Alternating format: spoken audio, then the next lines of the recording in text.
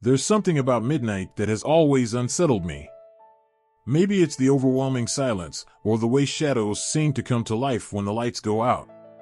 Or perhaps it's that mysterious hour when time seems to stand still, when the whole world seems to hold its breath, waiting for something. The truth is, in my experience, nothing good happens after midnight. And trust me, I learned that the hard way. I want to tell you a story that happened to me years ago, in a place that many might call charming, but for me, it became a nightmare. I call it the story of the Midnight Visitor. It's a legend that has circulated in small towns, especially those in remote places, where the mountains rise like protective walls, and the forest seems to hold secrets that should never be revealed. It all started when I moved to a house on the outskirts of a small mountain town. I wanted to escape the city, the endless noise, and the frantic pace of modern life. There was something romantic about the idea of living surrounded by nature, in a place where the trees and the wind would be my only companions. So, when I found that house, old and full of history, I knew it was the perfect place to start anew. From the moment I entered, I felt something strange, but I didn't give it much importance. Sometimes old houses can be a bit intimidating, and I thought it was just my imagination playing tricks on me. The beams creaked under my feet, and the echo of my steps resonated in the empty rooms, but I attributed it to the passage of time, to the many years the house had stood. However, it was on the first night that things started to get strange. I remember sitting in the living room with a cup of tea in my hand, listening to the wind outside while flipping through a book. Everything was calm until, suddenly, the clock struck 12. Midnight. I didn't pay much attention at first, until I heard the knocks. 3 knocks. Clear, deliberate, coming from the front door. I froze for a moment, listening intently. I wasn't expecting visitors, and the most unsettling thing was that I was in the middle of nowhere. Who could be knocking at my door at that hour? I put the book aside and approached the entrance, my heart pounding in my chest. When I opened the door, there was no one. The cold night air hit my face, and all I saw was the dark emptiness stretching out before me. The moon shone faintly over the trees, and the wind whispered through the branches, but there was no sign of any visitor. I quickly closed the door, feeling a bit foolish for being scared. Maybe it was the wind, I told myself, or perhaps some animal had accidentally bumped into the door. But, of course, that was only the first time. The second night, the same thing happened. At exactly midnight, 3 knocks echoed at the door. This time, I approached faster, but again, when I opened it, no one was there. I started to feel a knot in my stomach, as if something wasn't right, as if the house was trying to warn me about something. I tried to rationalize it, to convince myself it was just a coincidence. However, it was on the third night that my skepticism began to crumble. That night, I didn't wake up to the knocks on the door, but to a feeling of discomfort. I looked at the clock, and it was exactly 12:03. The silence in the house was oppressive, almost as if the air was charged with electricity. And then, I felt it. I didn't see it at first, but I felt it, like a shadow looming over you, even though you can't clearly see it.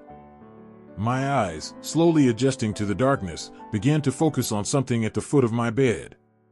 And there it was. A dark figure, tall, taller than any person should be. It didn't move, just stood there watching me, though I couldn't see its face. All I could perceive was a deep shadow, a figure that didn't belong to this world. Fear paralyzed me. I wanted to scream, but no sound came out. I tried to move, but my body wouldn't respond. I was trapped, frozen in that moment of pure terror. I don't know how long I stayed like that, staring at it, unable to do anything. And then, as suddenly as it had appeared, it vanished. The next day, what had once been excitement about my new life in the countryside transformed into a deep sense of unease. There was something in that house, something I couldn't explain or understand. The 3 knocks at the door, the figure in the night. Who was that visitor? And why had it chosen me?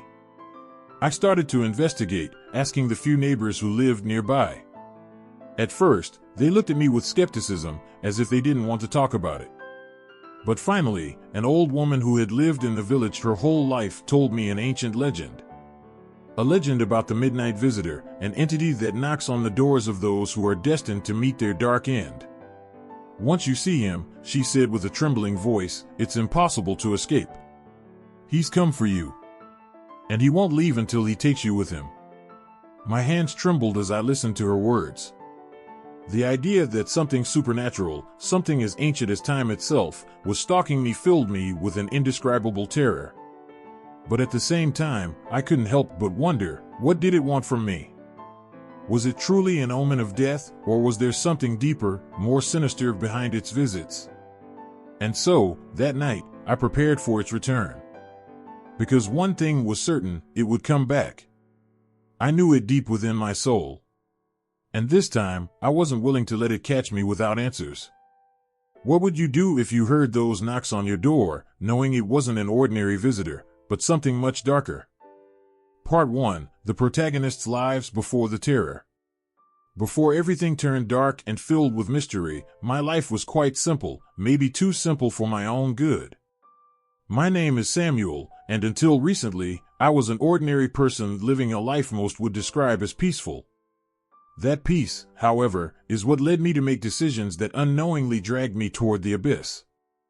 My life, before the strange events, had become routine, predictable, almost like a repetitive script that never seemed to change. I was born and raised in the city. The traffic lights and the constant hum of traffic were, for years, the backdrop of my existence. City life engulfs you, pulling you into a whirlwind of noise, work, and stress. And for a long time, I thought that was all life had to offer. I'd wake up every day at the same time, drink the same bland coffee, walk the same crowded streets, and return to my small apartment, where the walls seemed to close in a little more with each passing day. It was in one of those moments of monotony that I made an impulsive decision. I needed to escape, not just a weekend getaway, but something more radical. I wanted to disconnect from everything, the city, the routine, my monotonous life. I had this vague idea that maybe, in some remote place, life would return the spark that seemed to have faded from my soul. I didn't know exactly what I was searching for, but I knew I desperately needed it. That's how I ended up selling almost everything I owned, packing up my few belongings, and driving to a small mountain village. That place, far from the urban chaos, promised a quieter life, one connected to nature, the kind of peace I had always imagined. The village, called Valle Sombrio, was little more than a handful of houses scattered in a green and mountainous landscape. The people there lived off the land, tended their gardens, and seemed untouched by the frantic pace of the modern world. I vividly remember my first impression upon arriving. The tall trees formed a sort of natural canopy over the road, letting in intermittent sunlight that created long, deep shadows along the path. Everything seemed enveloped in a dense, almost sacred silence, as if the place itself were waiting for something. The air smelled of damp earth and pine, and for the first time in a long while, I felt like I could breathe without the pressure of concrete and asphalt around me. I found a house at the edge of the forest, an old building that must have once been home to a rural family. It was perfect in its simplicity, a small living room, a fireplace, 2 bedrooms, and a kitchen. The wooden beams creaked under the weight of time, and the windows offered a spectacular view of the valley. The house had been unoccupied for years, and the nearest neighbors told me that no one dared live there for some reason they never fully explained. I, of course, paid no attention to the warnings. During the first few months in the valley, everything seemed to be in place. My life had taken a complete turn, and I finally felt like I could enjoy the silence, the starry nights, and the long walks along the paths winding through the trees. I dedicated myself to cultivating a small garden in the backyard and learning about medicinal plants that grew in the region. It was as if I had found a refuge, a corner of the world that still held some of the magic I had lost in the city. In time, I met Anna, a woman from the village with whom I shared long walks and conversations under the trees. Anna was one of those people who always seemed to have one foot in this world and the other in a much deeper, more ancient one. She had grown up in the village, listening to the stories and legends passed down through generations, and though she was young, she spoke with a wisdom that seemed out of place for her age. We became good friends, and over time, her presence became a constant in my life, a beacon of light in my lonely days. Anna told me many things about the valley, stories of old traditions, pagan rituals, and beings that lived in the darkest corners of the forest. Often, we would listen to the wind whispering through the branches, and she would smile in a way I never quite managed to interpret. She said the forest was alive, that it had a consciousness of its own, and if one paid enough attention, they could hear its voice. I, of course, thought they were just stories, village tales the elders told to scare children or give meaning to what they didn't understand. I remember one particular evening. The sun was setting behind the mountains, and the sky was tinged with a deep orange. Anna and I were sitting on the hill, gazing at the valley when she suddenly asked me, "Have you ever heard about the midnight visitor?" "The what?" I replied, unable to suppress a smile. "Sounds like a scary story for kids." Anna looked at me seriously, with no trace of the smile that usually lit up her face. "It's much more than that, Samuel. Here in the village, everyone knows the story. There are those who've heard the knocks at the door, and others who swear they've seen him. He's a shadow that moves among the shadows, a being that appears only at midnight and doesn't leave until he's taken what he came for." I raised an eyebrow, trying not to show how unsettling it all sounded. "And what is he looking for?" "I don't know," she replied, her gaze lost on the horizon. "But they say once you see him, there's no turning back." Despite the discomfort her words caused me, I laughed. "And why didn't you tell me this story sooner?" "Because I thought you didn't need to know, at least not until now. Here in the valley, we've all learned to live with him, or at least not to summon him." At that moment, I didn't give it much importance. Anna always had a way of making even the scariest stories sound poetic, almost as if they were part of a grand myth that gave meaning to life in the village. But that night, as I tried to sleep, her words echoed in my mind, a shadow that moves among the shadows, a being that only appears at midnight. The days passed without any major incidents, but something in the atmosphere seemed to have changed. I began to notice small details that hadn't caught my attention before. The silence at night grew deeper, almost unnatural. The animals of the forest, which used to roam near the house, seemed to have moved away. And on more than one occasion, I thought I heard soft footsteps outside my window, but when I looked, there was nothing. It wasn't until that fateful night, the third in a row of unsettling nights, that I realized what Anna had said wasn't just a legend. That night, like always, I got ready for bed. The clock read 11:55. I was about to turn off the light when I heard it for the first time. 3 knocks. Clear, precise, resonating from the front door. I didn't move. The entire house seemed to hold its breath, as if the place itself knew what was about to happen.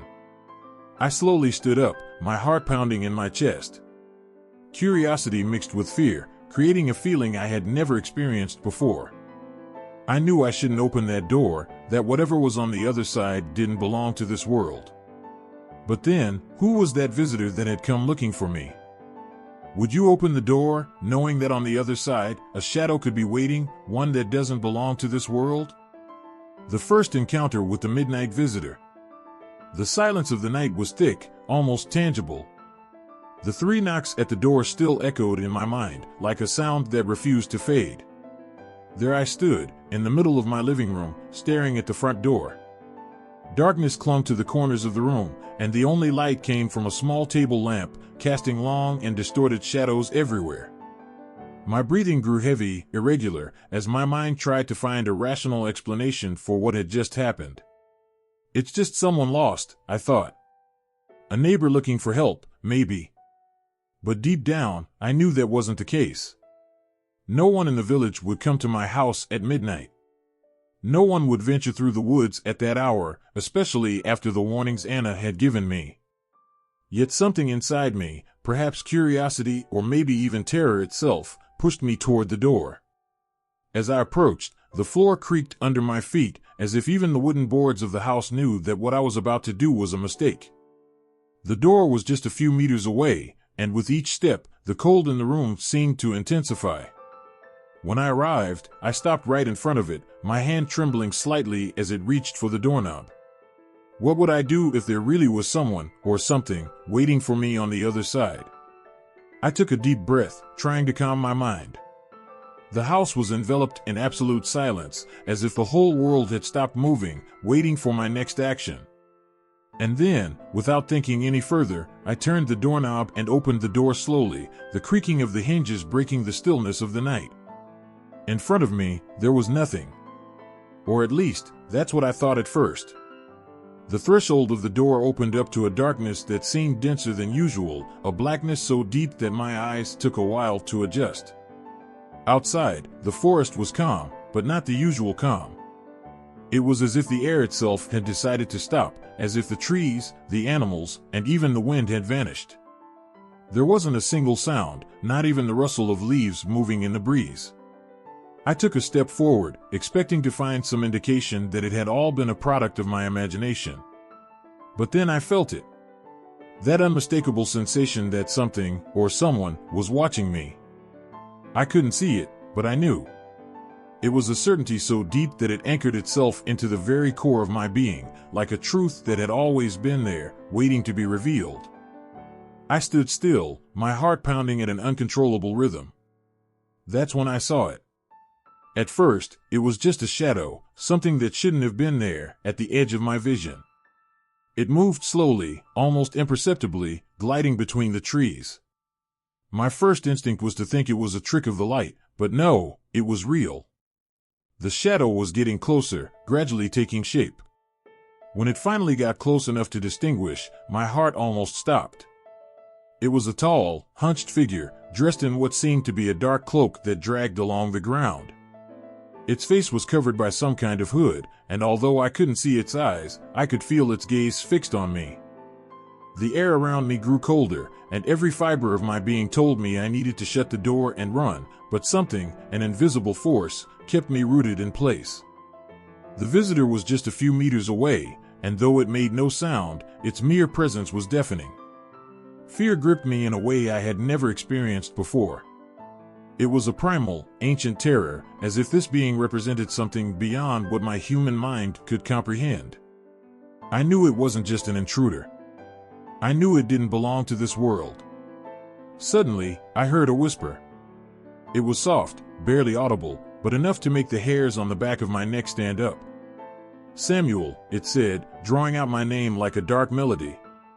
I didn't hear it with my ears, but rather inside my head, as if that voice had resonated deep within my mind. I took a step back, unable to utter a single word. "I've been watching you," the whisper continued. "I've been waiting." I didn't know what to say. My mouth opened, but no words came out. How could I respond to something like that? My entire body was tense, paralyzed by fear and confusion. What did it want from me? Why had it been waiting for me?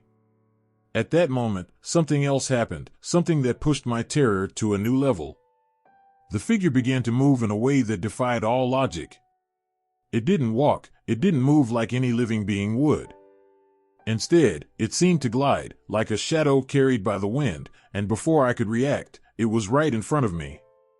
Its face, or whatever was beneath that hood, was just inches from mine.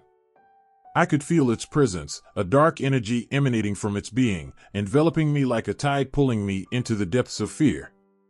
"You must open the door," it whispered again, but this time it wasn't referring to the door of my house. I didn't know which door it meant, but at that moment, I realized there was something more at stake. Something beyond a simple nocturnal visit. My mind struggled to find an explanation, to make sense of what was happening. But it was futile. Nothing that was happening fit into the world I knew. Everything I had learned, everything I believed about reality, was crumbling before my eyes. Finally, with a strength I didn't know I had, I took a step back and slammed the door shut.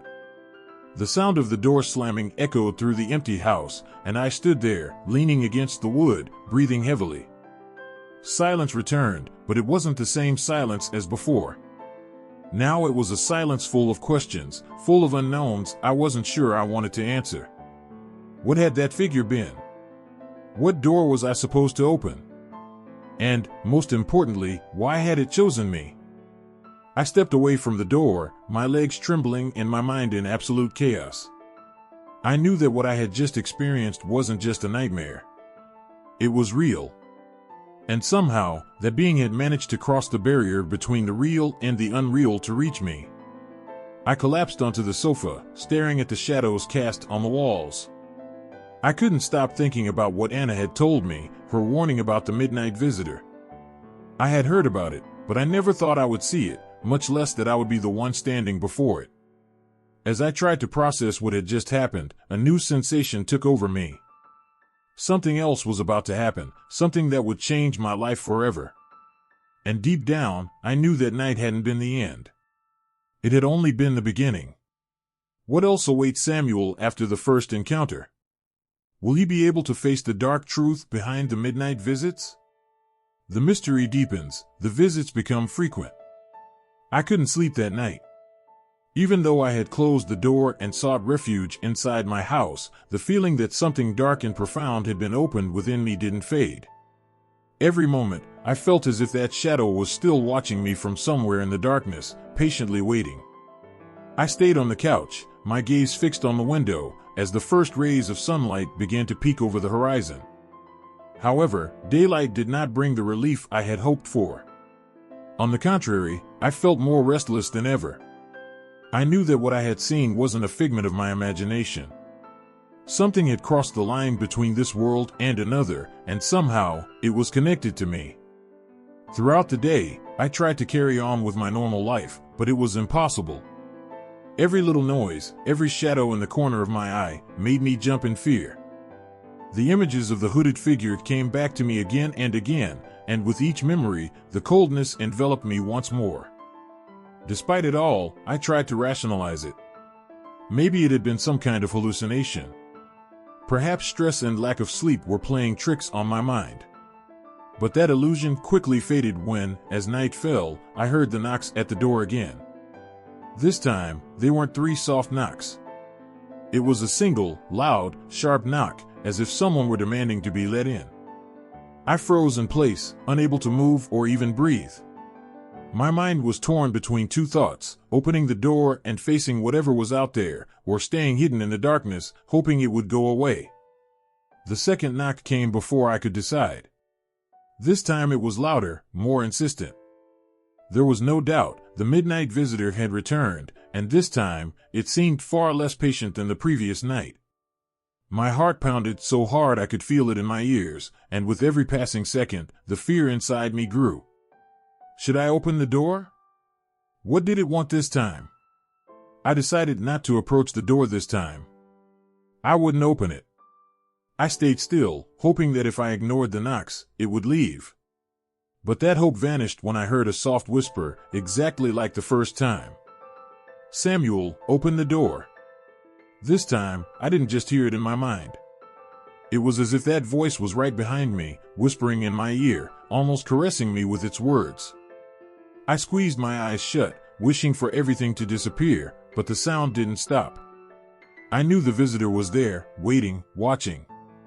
The temptation to open the door was strong, but something inside me, a small spark of survival instinct, told me I mustn't.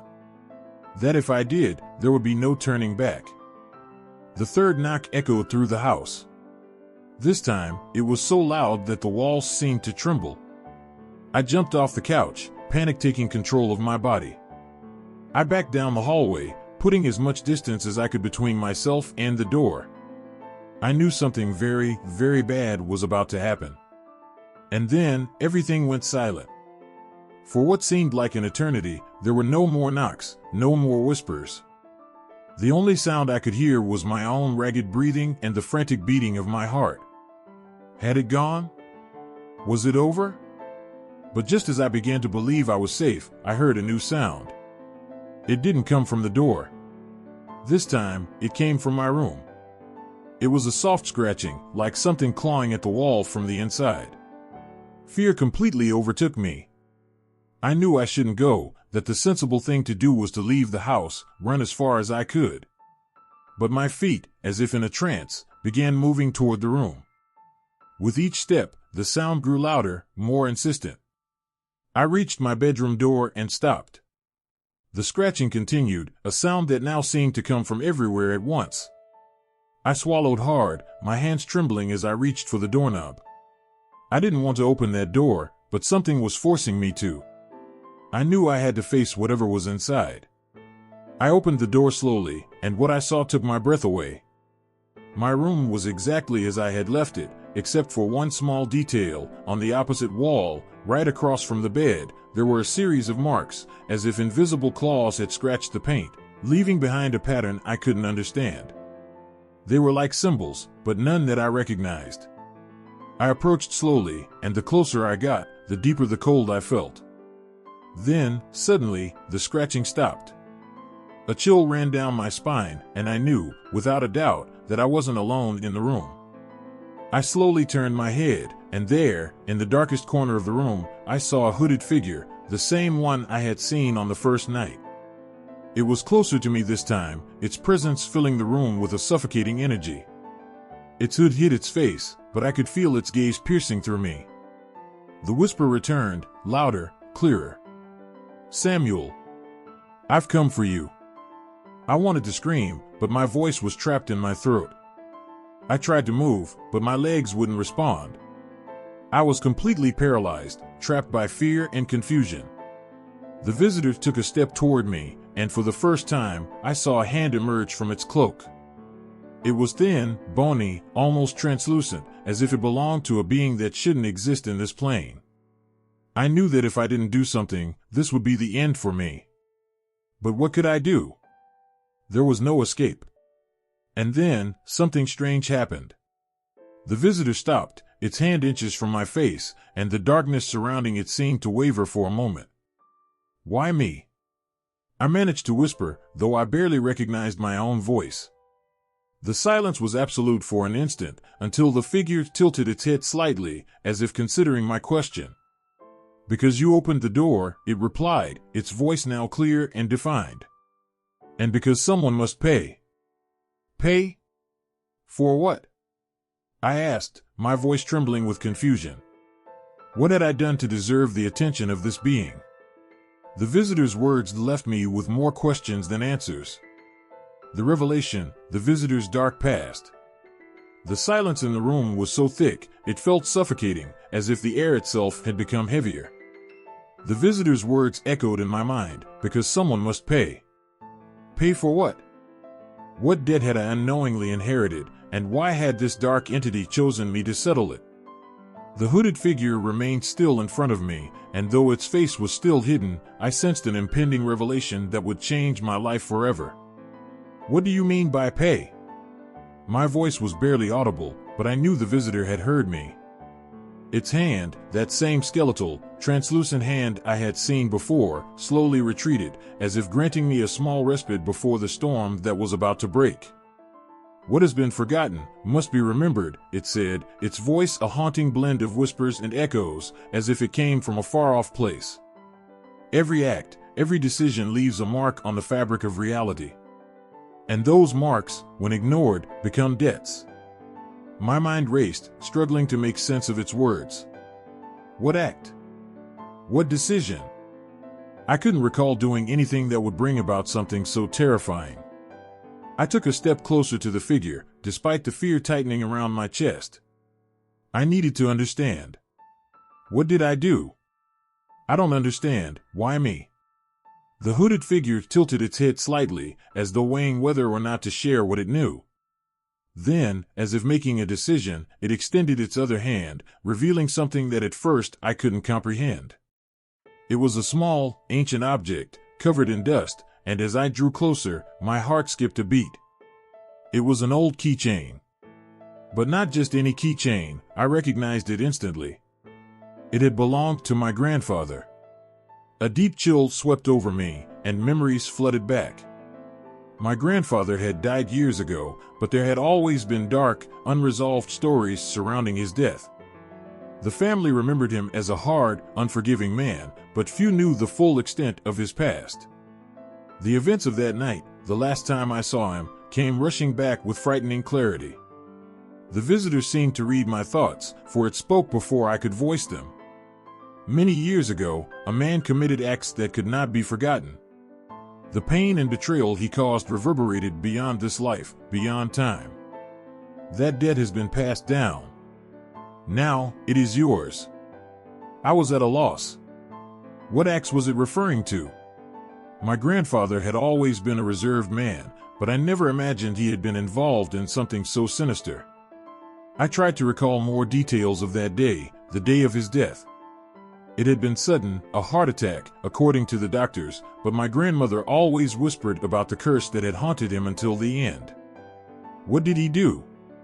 I asked, my voice shaky. I needed answers. The visitor turned slightly toward the shadows of the room, as if reliving a distant memory. Your grandfather was not always an old, bitter man, it began. Years ago, he too was a young man filled with ambition, willing to do anything to achieve his desires. But on his path to power, he made a grave mistake. He made a pact with forces he did not understand, believing he could control them. But what he did was condemn his bloodline. My breathing quickened. This couldn't be true. Stories of dark pacts and curses were things of legend, tales told to scare children, not reality. But something in the visitor's presence, something about the way it pierced through my thoughts, told me it wasn't lying. What kind of pact? I whispered. The visitor stepped closer, and the temperature in the room dropped even further. A pact with the ineffable, with forces older than humanity itself. In his desperation to obtain what he wanted, he offered the most valuable thing he had, his own blood, his lineage. And when he failed to fulfill this part of the bargain, the consequences fell upon his family, upon you. It felt like the ground had crumbled beneath my feet. Could this really be possible? My grandfather had always been a distant figure in my life, a shadow of my childhood I barely understood. He never spoke of his past or the mistakes he had made. And now, because of him, I was trapped in this nightmare. What can I do to stop this? I asked, feeling a mix of desperation and hope. The visitor didn't respond immediately. It stood in silence, as if deciding whether or not to reveal more. Finally, it spoke. Debts must be paid. If you don't, the curse will continue, spreading to the generations that follow. But there is a way to stop it, one last chance. A flicker of hope ignited within me, but fear still clung to my heart. I knew that any deal with this being or the forces it represented would not come without a heavy price. What must I do? I asked, my voice barely a whisper. The visitor stepped closer, and I could feel its cold presence surrounding me. You must return what was taken. Restore the balance that your grandfather shattered. How? I insisted. But this time, there was no immediate response. The visitor remained silent, as if waiting for me to discover the truth on my own. And in that moment, I understood. My grandfather had taken something that didn't belong to him, and the only way to break the curse was to return it. But what had he stolen? How could I return it if I didn't even know what it was? The visitor began to fade slowly into the shadows, leaving only his final words lingering in the air. The answer lies in the past. Search the memories you've tried to forget. Only then will you find what you're looking for. And with those words, he disappeared, leaving me alone in the darkness of my room, with a keychain in hand and an unfathomable emptiness in my chest. What had my grandfather done to unleash this curse? What had he taken, and how could I return it? The answers were there, buried somewhere in the corners of my memory, and now I had to dig them up to save myself. The final confrontation, the showdown with the visitor. The room was shrouded in twilight, the only light coming from the dim glow of the bedside lamp, but even that seemed insufficient to dispel the sense of threat that filled the air. Since the last visit from the mysterious being, I had found no peace. I couldn't sleep, I couldn't focus. Only one question tormented me, the same one I repeated over and over. What had my grandfather done to cause all this? Time was running out, and the presence of the visitor grew more intense each night. Whispers, noises, shadows moving at the corners of my vision. I knew the time for the final confrontation was near, that the cycle had to close, one way or another. My grandfather's keychain, that old and rusted reminder, was the only clue I had. What did it represent? What story did it hide? That night, I decided I wouldn't run anymore. I sat at the edge of the bed, staring at the dark hallway in front of me, and waited. The silence was absolute, broken only by the echo of my own thoughts. And then I felt it. A deep, almost supernatural cold slid over my skin, raising the hair on the back of my neck. The visitor was there. He appeared as he always did, emerging from the shadows, his tall, hooded figure slowly floating towards me. This time, however, I didn't move. My fingers clutched the keychain in my hand, and I took a deep breath. I knew this would be the decisive moment. "You've come again," I said, my voice barely cracking with fear. "But this time, I want answers." The visitor stopped a few steps from me, his face invisible under the cloak of darkness that enveloped him. He didn't respond immediately. Instead, he extended his hand, pointing at the keychain in my fingers. "That's what your grandfather took," he said, his voice echoing like multiple voices in one. With it, he opened the door to something that should never have been awakened. "And now, you must return what was stolen." "But what is it? What does this keychain mean?" I asked, my mind struggling to unravel the riddle. The visitor stepped closer, and his shadow seemed to extend over me, threatening. "It's the symbol of his betrayal. The pact he made, sealed with this object, allowed ancient forces to claim what belonged to your family.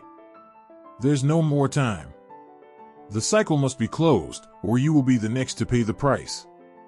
I felt the weight of his words, as if an unbearable burden had fallen on my shoulders. My grandfather had meddled with dark forces he should never have touched, and now I was trapped in the consequences of his actions. But there was something more the visitor wasn't saying, something that didn't add up. "And what happens if I don't?" I asked, challenging the being in front of me. "If you don't, you will become what he was. A lost soul, a servant of that which does not belong in this world. This is not just your destiny, but that of all who come after you." The truth hit me like a storm. If I didn't stop this now, the cursed cycle would continue. My children, my grandchildren, all would be condemned to face this same visitor, to pay a debt that was never theirs. I felt an anger burn inside me, a rage that pushed me to stand up, facing the visitor with new determination. "I won't accept it," I said. "I won't let this continue. Tell me how to return it. Tell me how to break the pact." The visitor remained still for a moment, as if evaluating my words. Then, with a slow movement, he extended his other hand, revealing a key. A key that fit perfectly with the old keychain that had belonged to my grandfather. "The door must be closed," he said, his voice vibrating with a power I had never felt before. "You must seal what he opened. The place where he sealed it awaits you." I knew exactly what he meant. The old attic in my grandfather's house, the one I had avoided visiting for years. That was where I had to go, where everything had started, and where everything had to end. With the key in hand, I headed to the old family house, my heart racing with a mix of fear and determination. Every step I took towards the attic was like walking deeper into the shadows of the past, confronting the mistakes of previous generations.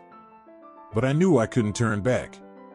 The attic was just as I remembered it, dusty, dark, with old boxes piled up everywhere. But in the center, something had changed. There was a small chest, locked with a lock that clearly matched the key I held in my hands. I approached, my breathing labored, and with a single turn of the key, the chest opened. Inside, what I found left me speechless. An old contract, written in a language I couldn't understand, but that clearly sealed the pact my grandfather had made with the dark forces. There were symbols I could barely recognize, but one stood out, the same one engraved on the keychain. I knew what I had to do. With a match, I lit a small fire and let the flames consume the document. The heat of the fire lit up the attic for a moment, and then everything returned to darkness. As the ashes of the contract scattered into the air, I felt a release, as if an invisible chain had been broken. The air in the room became lighter, and for the first time in weeks, I could breathe normally. The visitor did not return. I knew the cycle had been broken.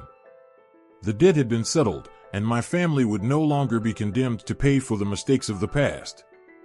I stayed there, in the attic, watching the last embers of the fire die out, feeling a peace I hadn't felt in a long time. As I wrapped up this terrifying experience, one lesson became clear: our actions, and those of those who came before us, can have consequences beyond what we can imagine. How often in our lives do we carry the weight of past decisions that we don't fully understand?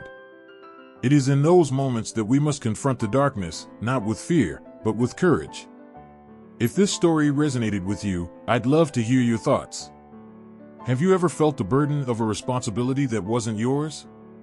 How did you face your own fears? Leave your comments below and share your story. And if you enjoyed this tale, don't forget to like and subscribe for more mysterious content like this. Until next time, and may you have a peaceful night, if you can.